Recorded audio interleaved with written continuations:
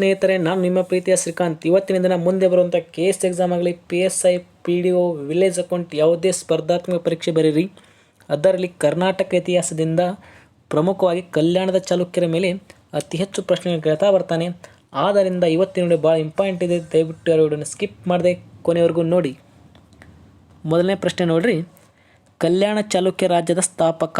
ನೋಡ್ರಿ, ಕಲ್ಯಾಣ ಚಾಲುಕ್ಯ ರಾಜ್ಯ ಸ್ಥಾಪಕ ಅಂತ ಭಾಳ ಸಲ ಎಕ್ಸಾಮ್ನಲ್ಲಿ ಕ್ವಶನ್ ಕೇಳ್ತಾ ಬರ್ತಾನೆ. ನೋಡ್ರಿ, 6ನೇ ವಿಕ್ರಮಾದಿತ್ಯ, 3ನೇ ಸೋಮೇಶ್ವರ, 2ನೇ ತೈಲಪ್ಪ, 2ನೇ ನಾಗವರ್ಮ. ನೋಡ್ರಿ, ಕಲ್ಯಾಣ ಚಾಲುಕ್ಯ ರಾಜ್ಯದ ಸ್ಥಾಪಕ ಅಂತ ಕ್ವಶನ್ ಕೇಳಿದರೆ ಇದಕ್ಕೆ ಸರಿಯಾದ ಉತ್ತರ ನೋಡ್ರಿ 2ನೇ ತೈಲಪ್ಪ. ನೋಡ್ರಿ, 2ನೇ ತೈಲಪ್ಪ ಅದನ್ನಲ್ಲ, ಇವನು ಕಲ್ಯಾಣ ಚಾಲುಕ್ಯ ರಾಜ್ಯದ ಸ್ಥಾಪಕ ಅಥವಾ ಕಲ್ಯಾಣ ಚಾಲುಕ್ಯ ಸಾಮ್ರಾಜ್ಯದ ಸ್ಥಾಪಕ ಅಂತ ಕ್ವಶನ್ ಕೇಳಿದರೆ 2ನೇ ತೈಲಪ್ಪ.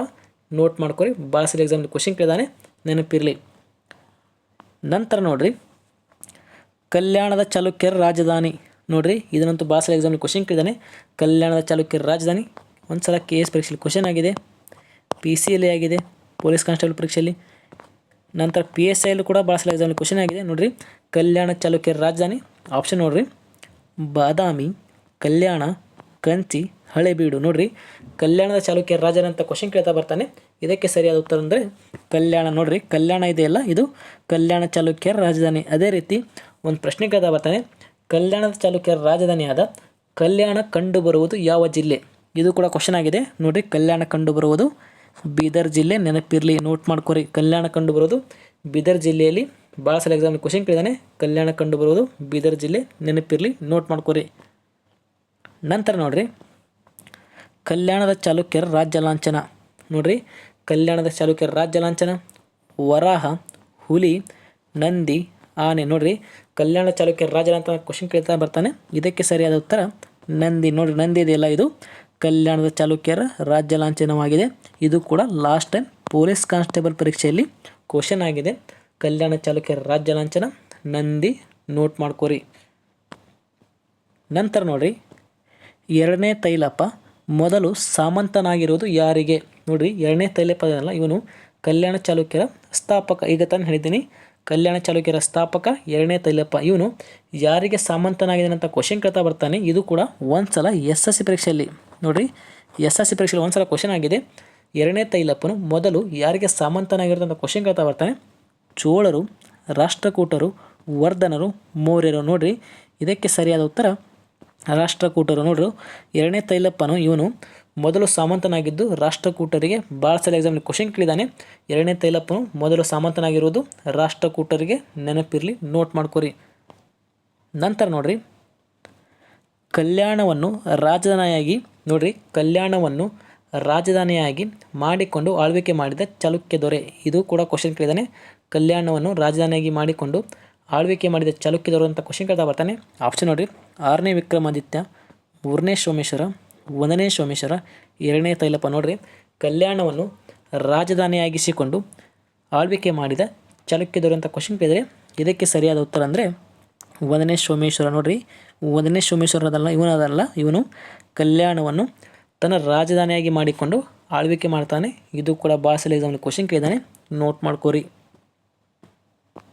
ನಂತರ ನೋಡ್ರಿ, ಕಲ್ಯಾಣ ಚಾಲುಕ್ಯರ ಅತ್ಯಂತ ಪ್ರಸಿದ್ಧ ರಸ. ಇದಂತೂ ಭಾಳ ಸಲ ಎಕ್ಸಾಮ್ನಲ್ಲಿ ಕ್ವಶನ್ ಕೇಳಿದಾನೆ.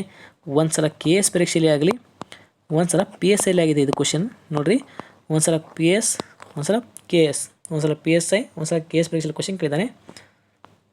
ಕಲ್ಯಾಣ ಚಾಲುಕ್ಯರ ಅತ್ಯಂತ ಪ್ರಸಿದ್ಧ ರಸ 6ನೇ ವಿಕ್ರಮಾದಿತ್ಯ, 3ನೇ ಸೋಮೇಶ್ವರ, 1ನೇ ಸೋಮೇಶ್ವರ, 2ನೇ ತೈಲಪ್ಪ. ನೋಡ್ರಿ, ಇದಕ್ಕೆ ಸರಿಯಾದ ಉತ್ತರ 6ನೇ ವಿಕ್ರಮಾದಿತ್ಯ. ನೋಡ್ರಿ, 6ನೇ ವಿಕ್ರಮಾದಿತ್ಯ ಅನ್ನೋದಲ್ಲ, ಇವನು ಕಲ್ಯಾಣ ಚಾಲುಕ್ಯರ ಅತ್ಯಂತ ಪ್ರಸಿದ್ಧ ರಸ.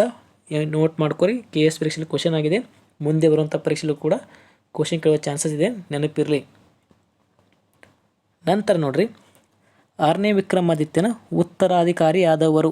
ನೋಡ್ರಿ, 6ನೇ ವಿಕ್ರಮಾದಿತ್ಯನ ಉತ್ತರಾಧಿಕಾರಿಯಾದವರು 2ನೇ ನಾಗವರ್ಮ, 3ನೇ ಸೋಮೇಶ್ವರ, 1ನೇ ಸೋಮೇಶ್ವರ, ಮೇಲಿನ ಯಾರೂ ಅಲ್ಲ. ನೋಡ್ರಿ, ಇದು ಕೂಡ ಕ್ವಶನ್ ಕೇಳ್ತಾ ಬರ್ತಾನೆ. 6ನೇ ವಿಕ್ರಮಾದಿತ್ಯನ ಉತ್ತರಾಧಿಕಾರಿಯಾದವರು ನೋಡ್ರಿ 3ನೇ ಸೋಮೇಶ್ವರ. ನೋಡ್ರಿ, 3ನೇ ಸೋಮೇಶ್ವರ ಅದಲ್ಲ, ಇವನು 6ನೇ ವಿಕ್ರಮಾದಿತ್ಯನ ಉತ್ತರಾಧಿಕಾರಿ ಆಗಿರ್ತಾನೆ, ನೆನಪಿರ್ರಿ, ನೋಟ್ ಮಾಡ್ಕೊರಿ. ನಂತರ ನೋಡ್ರಿ, ಚಾಲುಕ್ಯ ವಿಕ್ರಮಶಕೆ ಪ್ರಾರಂಭಿಸಿದವರು. ಇದಂತೂ ಭಾಳ ಸಲ ಎಕ್ಸಾಮ್ನಲ್ಲಿ ಕ್ವಶನ್ ಕೇಳಿದಾನೆ. ಎಲ್ಲ ಎಕ್ಸಾಮ್ ಕ್ವಶನ್ ಪೇಪರಲ್ಲಿ ಕ್ವಶನ್ ಕೇಳ್ತಾ ಬರ್ತಾನೆ. ಚಾಲುಕ್ಯ ವಿಕ್ರಮಶಕೆಯನ್ನು ಆರಂಭಿಸಿದವರು ಇಮ್ಮಡಿ ಪುಲಕೇಶಿ, 3ನೇ ಸೋಮೇಶ್ವರ, ಒಂದನೇ ಸೋಮೇಶ್ವರ, ಆರನೇ ವಿಕ್ರಮಾದಿತ್ಯ. ನೋಡಿರಿ ಇದಕ್ಕೆ ಸರಿಯಾದ ಉತ್ತರ ಆರನೇ ವಿಕ್ರಮಾದಿತ್ಯ. ನೋಡಿರಿ 1076ರಲ್ಲಿ ನೋಡಿರಿ 1076ರಲ್ಲಿ ಆರನೇ ವಿಕ್ರಮಾದಿತ್ಯ ಅಧಿಕಾರಕ್ಕೆ ಬಂದ ನೆನಪಿಗಾಗಿ ಚಾಲುಕ್ಯ ವಿಕ್ರಮಶಕೆಯನ್ನು ಪ್ರಾರಂಭ ಮಾಡ್ತಾನೆ. ನೆನಪಿರಲಿ, ಡೇಟು ಕೂಡ ಕೇಳ್ತಾ ಬರ್ತಾನೆ. 1076 ಆರನೇ ವಿಕ್ರಮಾದಿತ್ಯ ಅಧಿಕಾರಕ್ಕೆ ಬಂದ ನೆನಪಿಗಾಗಿ ಚಾಲುಕ್ಯ ವಿಕ್ರಮಶಕೆಯನ್ನು ಪ್ರಾರಂಭ ಮಾಡ್ತಾನೆ. ಇದು ಕೂಡ ಕ್ವಶನ್ ಆಗಿದೆ ಭಾಳ ಎಕ್ಸಾಮಲ್ಲಿ, ನೆನಪಿರಲಿ, ನೋಟ್ ಮಾಡ್ಕೋರಿ. ನಂತರ ನೋಡಿ, ಇರಿವ ಬೇಡಂಗಂ, ಅಕಲ ಚರಿತ ಎಂಬ ಬಿರುದುಗಳಿದ್ದವು. ನೋಡಿರಿ, ಇರುವ ಬೇಡಗ, ಅಕಲ ಚರಿತ ಎಂಬ ಬಿರುದನ್ನು ಪಡೆದ ಕಲ್ಯಾಣ ಚಾಲುಕ್ಯರ ದೊರೆ ಅಂತ ಕ್ವಶನ್ ಕೇಳ್ತಾ ಬರ್ತಾನೆ. ಸತ್ಯಾಶ್ರಯ, ಮೂರನೇ ಸೋಮೇಶ್ವರ, ಒಂದನೇ ಸೋಮೇಶ್ವರ, ಆರನೇ ವಿಕ್ರಮಾದಿತ್ಯ. ನೋಡಿರಿ ಇದಕ್ಕೆ ಸರಿಯಾದ ಉತ್ತರ ಅಂದರೆ ಸತ್ಯಾಶ್ರಯ. ನೋಡಿರಿ ಸತ್ಯಾಶ್ರಯದ ನೋಡಿ ಇವನು ಇರುವ ಬೇಡಗ ಅಥವಾ ಅಕಲ ಚರಿತ ಎಂಬ ಬಿರುದನ್ನು ಪಡೆದಿರ್ತಾನೆ. ಇದು ಕೂಡ ಭಾಳ ಎಕ್ಸಾಮ್ಲಿ ಕ್ವಶನ್ ಕೇಳ್ತಾ ಬರ್ತಾನೆ. ಇರುವ ಬೇಡಗಂ, ಅಕಲ ಚರಿತ ಎಂಬ ಬಿರುದನ್ನು ಪಡೆದ ಕಲ್ಯಾಣ ಚಾಲುಕ್ಯರ ದೊರೆ ಅಂತ ಕ್ವಶನ್ ಕೇಳಿದರೆ ಸತ್ಯಾಶ್ರಯ, ನೆನಪಿರಲಿ.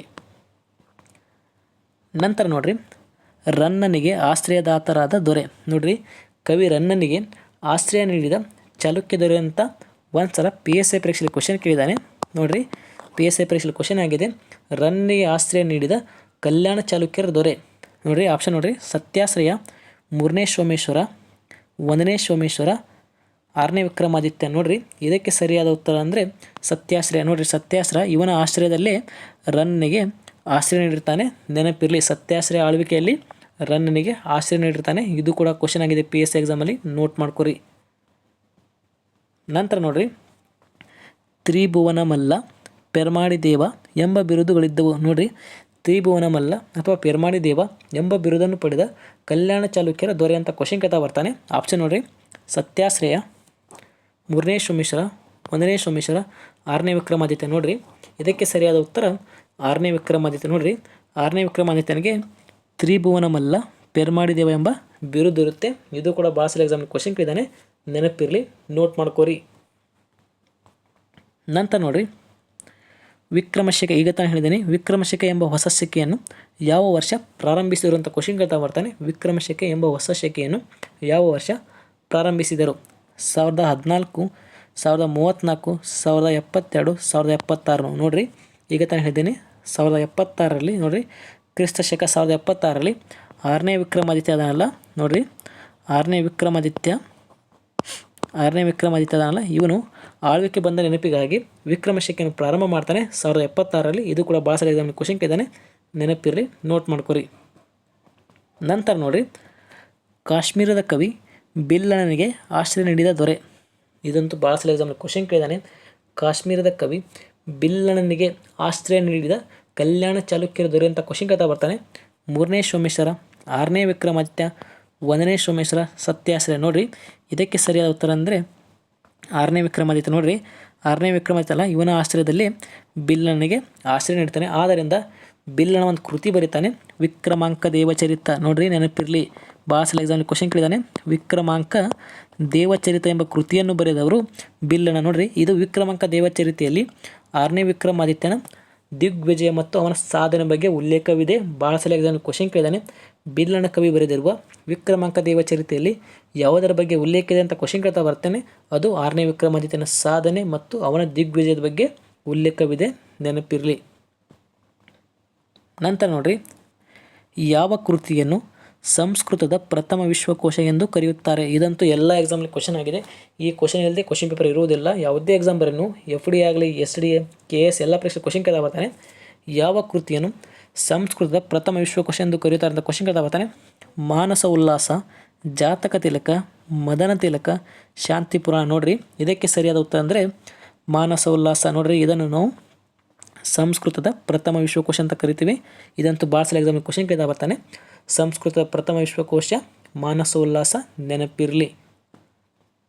ನಂತರ ನೋಡ್ರಿ, ಸರ್ವಜ್ಞ ಚಕ್ರವರ್ತಿ ಎಂಬ ಬಿರುದು ಪಡೆದವರು. ಇದು ಲಾಸ್ಟ್ ಟೈಮ್ SSC ಪರೀಕ್ಷೆಯಲ್ಲಿ ಕ್ವಶನ್ ಕೇಳಿದ್ದಾನೆ. ಇದೇ ಕ್ವಶನ್ ಕೇಳಿದ್ದಾನೆ. ನೋಡ್ರಿ, SSC ಪರೀಕ್ಷೆ ಕ್ವಶನ್ ಕೇಳಿದ್ದಾನೆ. ಸರ್ವಜ್ಞ ಚಕ್ರವರ್ತಿ ಎಂಬ ಬಿರುದನ್ನು ಪಡೆದ ಕಲ್ಯಾಣ ಚಾಲುಕ್ಯರ ದೊರೆ ಎರಡನೇ ತೈಲಪ್ಪ, ಮೂರನೇ ಸೋಮೇಶ್ವರ, ಆರನೇ ವಿಕ್ರಮಾದಿತ್ಯ, ಎರಡನೇ ತೈಲಪ್ಪ. ನೋಡ್ರಿ ಇದಕ್ಕೆ ಸರಿಯಾದ ಉತ್ತರ ಅಂದರೆ ಮೂರನೇ ಸೋಮೇಶ್ವರ. ನೋಡ್ರಿ, ಮೂರನೇ ಸೋಮೇಶ್ವರರಿಗೆ ಸರ್ವಜ್ಞ ಚಕ್ರವರ್ತಿ ಎಂಬ ಬಿರುದಿರುತ್ತೆ. ಇದು ಕೂಡ SSC ಪರೀಕ್ಷೆಯಲ್ಲಿ ಕ್ವಶನ್ ಆಗಿದೆ, ನೆನಪಿರಲಿ.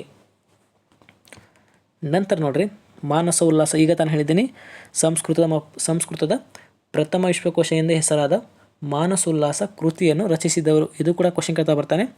ಮಾನಸೋಲ್ಲಾಸ ಕೃತಿಯನ್ನು ರಚಿಸಿದವರು 2ನೇ ತೈಲಪ್ಪ, 3ನೇ ಸೋಮೇಶ್ವರ, 6ನೇ ವಿಕ್ರಮಾದಿತ್ಯ, 2ನೇ ತೈಲಪ್ಪ. ನೋಡ್ರಿ ಇದಕ್ಕೆ ಸರಿಯಾದ ಉತ್ತರ ಅಂದರೆ 3ನೇ ಸೋಮೇಶ್ವರ. ನೋಡ್ರಿ 3ನೇ ಸೋಮೇಶ್ವರ ಅದಲ್ಲ, ಇವನು ಮಾನಸೋಲ್ಲಾಸ ಎಂಬ ಕೃತಿಯನ್ನು ರಚನೆ ಮಾಡ್ತಾರೆ. ಆದ್ದರಿಂದ ಇದನ್ನು ಸಂಸ್ಕೃತದ ಪ್ರಥಮ ವಿಶ್ವಕೋಶ ಅಂತ ಕರಿತೀವಿ. ಅದನ್ನು ರಚನೆ ಮಾಡಿದವರು 3ನೇ ಸೋಮೇಶ್ವರ, ಅದು ಮಾನಸ ಉಲ್ಲಾಸ.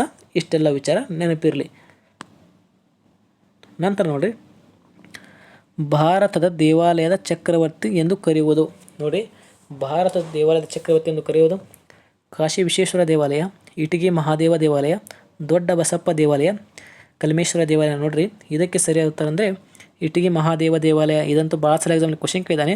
ಇಟಗಿ ಮಹಾದೇವ ದೇವಾಲಯನು ದೇವಾಲಯಗಳ ಚಕ್ರವರ್ತಿ ಅಂತ ಕರಿತೀವಿ, ನೆನಪಿರಿ. ನೋಡಿ ದೇವಾಲಯಗಳ ಚಕ್ರವರ್ತಿ ಅಥವಾ ಭಾರತ ದೇವಾಲಯದ ಚಕ್ರವರ್ತಿ ಅಂತ ಕರಿತೀವಿ.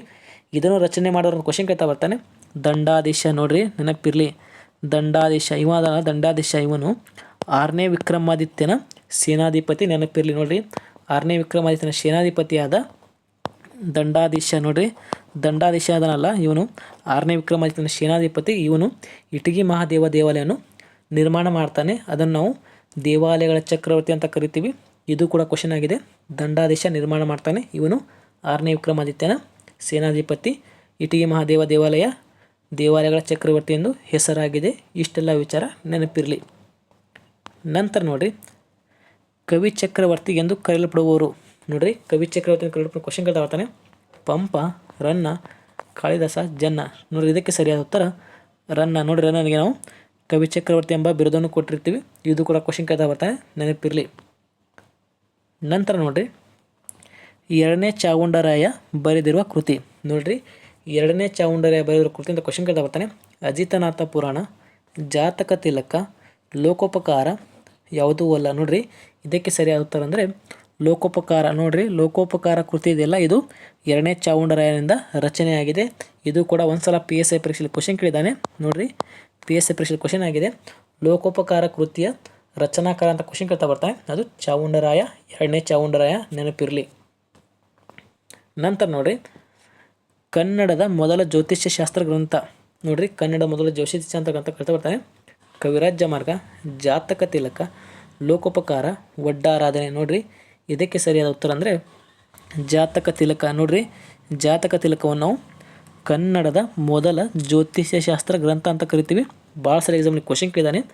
ಕನ್ನಡದ ಮೊದಲ ಜ್ಯೋತಿಷ್ಯ ಶಾಸ್ತ್ರ ಗ್ರಂಥ ಜಾತಕ ತಿಲಕ, ನೆನಪಿರಲಿ, ನೋಟ್ ಮಾಡ್ಕೊರಿ. ನಂತರ ನೋಡ್ರಿ ಕನ್ನಡದ ಮೊದಲ ಶಬ್ದಕೋಶ ಯಾವುದು? ಇದು ಕೂಡ ಕ್ವಶನ್ ಕೇಳಿದ್ದಾನೆ. ಕನ್ನಡದ ಮೊದಲ ಶಬ್ದಕೋಶ ಅಭಿಧಾನ ವಸ್ತುಕೋಶ, ಜಾತಕ ತಿಲಕ, ಲೋಕೋಪಕಾರ, ಒಡ್ಡಾರಾಧನೆ. ನೋಡ್ರಿ ಕನ್ನಡದ ಮೊದಲ ಶಬ್ದಕೋಶ ಯಾವುದು ಅಂತ ಕ್ವಶನ್ ಕೇಳ್ತಾ ಬರ್ತಾನೆ. ಅಭಿಧಾನ ವಸ್ತುಕೋಶ, ಜಾತಕ ತಿಲಕ, ಲೋಕೋಪಕಾರ, ಒಡ್ಡಾರಾಧನೆ. ನೋಡ್ರಿ ಇದಕ್ಕೆ ಸರಿಯಾದ ಉತ್ತರ ಅಭಿಧಾನ ವಸ್ತುಕೋಶ ಇದೆಲ್ಲ, ಇದು ಕನ್ನಡದ ಮೊದಲ ಶಬ್ದಕೋಶ ಆಗಿದೆ. ಇದು ಕೂಡ ಕ್ವಶನ್ ಕೇಳಿದ್ದಾನೆ ಎಕ್ಸಾಮಲ್ಲಿ, ನೋಟ್ ಮಾಡ್ಕೊರಿ.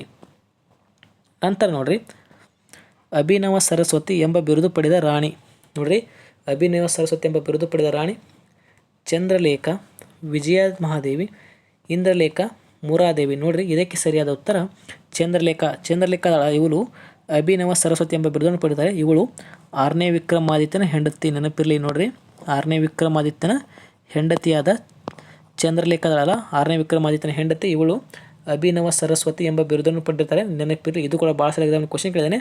ಅಭಿನವ ಸರಸ್ವತಿ ಎಂಬ ಬಿರುದನ್ನು ಪಡೆದ ಚಂದ್ರಲೇಖ ಯಾರ ಧರ್ಮಪತ್ನಿಯಾಗಿದೆ ಅಂತ ಕ್ವಶನ್ ಕೇಳ್ತಾ ಬರ್ತಾನೆ. ಅದು 6ನೇ ವಿಕ್ರಮಾದಿತ್ಯ, ನೆನಪಿರಲಿ. ನಂತರ ನೋಡ್ರಿ 6ನೇ ವಿಕ್ರಮಾದಿತ್ಯನಿಂದ ಸೋಲಲ್ಪಟ್ಟ ಹೊಯ್ಸಳ ದೊರೆ ಯಾರು? ನೋಡ್ರಿ 6ನೇ ವಿಕ್ರಮಾದಿತ್ಯನಿಂದ ಸೋಲಲ್ಪಟ್ಟ ಹೊಯ್ಸಳ ದೊರೆ ಯಾರು ಅಂತ ಕ್ವಶನ್ ಕೇಳ್ತಾ ಬರ್ತಾನೆ. ಸಳ, 2ನೇ ಬಲ್ಲಾಳ, ವಿಷ್ಣುವರ್ಧನ, 3ನೇ ಬಲ್ಲಾಳ. ನೋಡ್ರಿ ಇದಕ್ಕೆ ಸರಿಯಾದ ಉತ್ತರ ವಿಷ್ಣುವರ್ಧನ. ನೋಡ್ರಿ 6ನೇ ವಿಕ್ರಮಾದಿತ್ಯ ಹೊಯ್ಸಳರ ಮೇಲೆ ದಾಳಿ ಮಾಡಿ ವಿಷ್ಣುವರ್ಧನನ್ನು ಸೋಲಿಸ್ತಾನೆ. ಇದು ಕೂಡ ಭಾಳ ಸಲ ಎಕ್ಸಾಮ್ನ ಕ್ವಶನ್ ಕೇಳಿದ್ದಾನೆ, ನೆನಪಿರ್ರಿ. ನಂತರ ನೋಡ್ರಿ ಕರ್ನಾಟಕದ ಕಾದಂಬರಿ ಕೃತಿಯ ಕರ್ತೃ. ನೋಡಿ 2ನೇ ನಾಗವರ್ಮ, 1ನೇ ನಾಗವರ್ಮ, ದುರ್ಗಸಿಂಹ, ರನ್ನ. ನೋಡ್ರಿ ಇದಕ್ಕೆ ಸರಿಯಾದ ಉತ್ತರ ಅಂದರೆ 1ನೇ ನಾಗವರ್ಮ. ನೋಡ್ರಿ ಇಲ್ಲಿದೆ ನೋಡ್ರಿ 1ನೇ ನಾಗವರ್ಮ ಅದಲ್ಲ, ಇವನು ಕರ್ನಾಟಕದ ಕಾದಂಬರಿ ಕೃತಿಯ ಕರ್ತೃ. ಇದು ಕೂಡ ಒಂದು ಸಲ PC ಪರೀಕ್ಷೆಯಲ್ಲಿ ಕ್ವಶನ್ ಆಗಿದೆ, ಪೊಲೀಸ್ ಕಾನ್ಸ್ಟೇಬಲ್ ಪರೀಕ್ಷೆಯಲ್ಲಿ ಕ್ವಶನ್ ಕೇಳಿದಾನೆ. ಕರ್ನಾಟಕದ ಕಾದಂಬರಿ ಕರ್ತೃ 1ನೇ ನಾಗರಾಮ, ನೆನಪಿರಲಿ.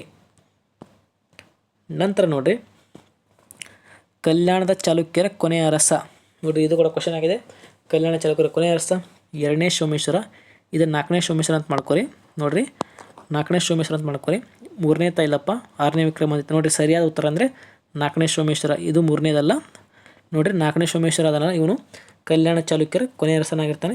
ಇಷ್ಟೆಲ್ಲ ವಿಚಾರಗಳನ್ನು ಕಲ್ಯಾಣ ಚಾಲುಕ್ಯರು ಅಂತ ಬಂದಾಗ ತಿಳಿದಿರಲೇಬೇಕು. ಯಾಕಂದರೆ ಯಾವುದೇ ಎಕ್ಸಾಮ್ ಬರ್ರಿ, ಅದರಲ್ಲಿ ಕರ್ನಾಟಕ ಇತಿಹಾಸದಿಂದ ಕಲ್ಯಾಣ ಚಾಲುಕ್ಯರ ಮೇಲೆ ಅತಿ ಹೆಚ್ಚು ಪ್ರಶ್ನೆಗಳನ್ನು ಕೇಳ್ತಾ ಬರ್ತಾನೆ.